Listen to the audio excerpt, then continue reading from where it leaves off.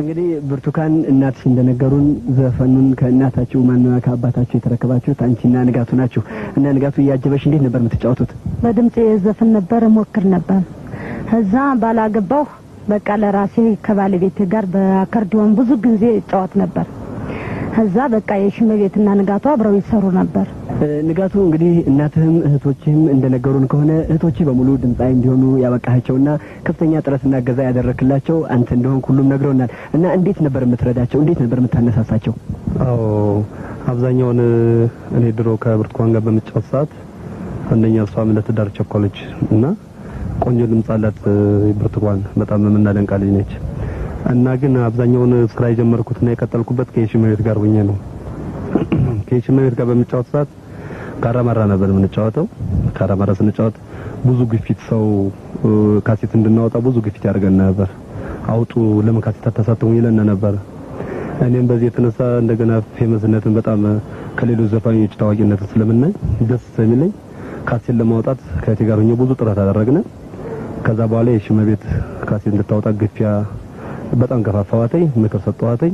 ወደ ካሴት ዓለም ገባንና ካሴት ለማስቀረጽ አበቃን እና አሁን ደግሞ ለወደፊቱ ትንንሾቹም የነሽመቤትን ዝና እንዲያገኙና የነብርቱካን ዝናም እንዲያገኙ ጥራለሁ። በምክርም ሆነ እናታችንም ሆነ ማንም ሰው ይመከረናል ጥሩ ስም እንድናገኝ እናንተን ታዋቂ እንድንሆን እና አብዛኛውን ደግሞ ትልቅ ሚና የምትጫወተው እናታችን ነች።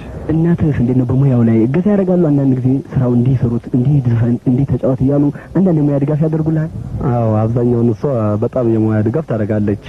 እንደውም አንዳንዴ በመቀደም ለምሳሌ ሁርለት ቲቪ በመቀርጽ ሰዓት ሳልወዛወዝ ነበር ቁም የቀረጽኩትኝ እና ለምንድነው ቆመ የምትቀርጸው እንደዚህ ተወዛወዝ ብላ ያቃጠለ እንደ መሀል ያቆመችው ሰዓት አለ። ለምሳሌ ይሄን ነገር ማረሳ የቴሌቪዥኑን ቀረጻ አቋርጠው እየተንቀሳቀስክ መቀረጽ አለበት ብለው እንደገና አስቆም አስቀረጹት። አዎ እንግዲህ የሽመቤት ያው ወንድምሽ እንደነገረን አብረሽ ከወንድምሽ ጋር ትጫወቺ ነበር። ካሴት እንድታወጪ መጀመሪያ ግፊት የተደረገልሽ ላንቺ ነበር እና ካሴት አንቺ ብትጀምሪም ዘፈንን የጀመረችው ግን ብርቱካን ነች እና ከሷ እንዴት ነበር ትምህርት የወሰድሽው? አንቺስ ወደ ካሴት እንዲገቡ እንዴት ገፋፋሻቸው?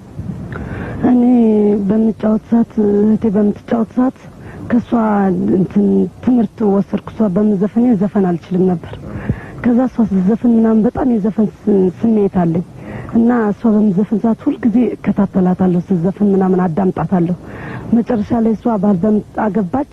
እኔ ከወንድሜ ጋር ቀስ እያለ ሲያለማምደኝ ካራማራ ገባን። ካራማራ በመጫወት ሰዓት ብዙም ሰው ያደንቀኛል። እንደዚህ ካሴት ለምናምን አታወጭም ያሉ ሰዎች ሲገፋፉኝ በስልኩ ሙዚቃ ቤት ሰው ያየኝና እዚህ ካሴት ለማውጣት በቃውኝ። መድረክ ላይ ጥሩ የሆነ ያጫውት ስልታለሽ? እንዴት ነው የምትጫወቸው? ካሴት ላይ ለመጫወት በጣም ደስ ይለኛል። መድረክ ላይ በመሰራ ሰዓት ግን በጣም ስለምፈራ እንዴት ነው በእንቅስቃሴ ምናምን ላይ ግራ ይገባኛል። በጣም እፈራለሁ መድረክ ላይ በመጫወት ሰዓት እና ብዙ ጊዜ እናቴ በደንብ ተንቀሳቀሽ በደንብ እየጨፈርሽ ምናምን ተወዛዥና ተጫዋች ትለኛለች። እንግዲህ ኢየሩሳሌምና እናና ታላላቆቻችሁ እናንተም ዘፋኝ እንድትሆኑ ከፍተኛ ጥረት እንዳደረጉና ወደፊትም ጥሩ ድምጻይ እንድትወጡ እገዛ እንደሚያደርጉላችሁ ነግረውናል። የእናንተ ሐሳብ እንዲሁ ካሴት ለማውጣት ነው ወይስ ጥሩ ዘፋኝ ለመሆን ፍላጎት አላችሁ? እስቲ ኢየሩሳሌም ያንቺን ሐሳብ ነግሪኝ። ካሴት ለማውጣት ፍላጎት ነበረኝ። አሁን ደግሞ ወደፊት አሻሽዬ ለማውጣት አላማ አለኝ። ጥሩ ዘፋኝ ለመሆን ፍላጎት አለሽ ማለት ነው?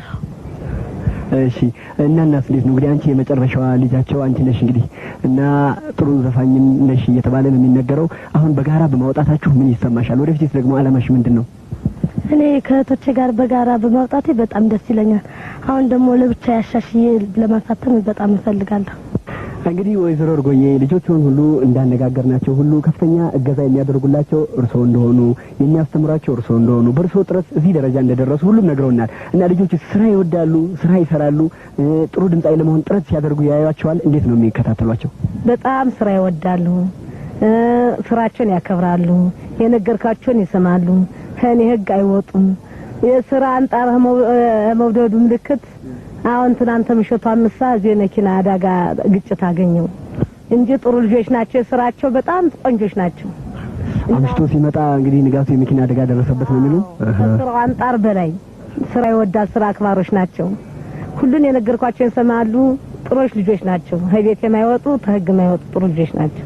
በጣም ጥሩ ነው። እንግዲህ አምስቱ እርጎዬዎችና ራስዎ ወይዘሮ እርጎዬን በህብረት ትርኢት ፕሮግራም ዝግጅት ክፍላችንና በተመልካቾቻችን ስም እዚህ ድረስ መጣችሁ ላደረጋችሁልን ቃለ ምልልስ በጣም እናመሰግናለን። በሌላ አጋጣሚ እንደገና ዝግጅታችሁንም በጋራ እናቀርብ እንሞክራለን። ለዛሬው በዚህ እናጠቃልላለን። ተመልካቾቻችን እንግዲህ እስካሁን የተከታተላችሁት የአምስቱ እርጎዬዎችን የስራ ሂደትና የወደፊት ዓላማ ነው። እንግዲህ ወደ ቀጣዩ ዝግጅታችን እንተላለፍ።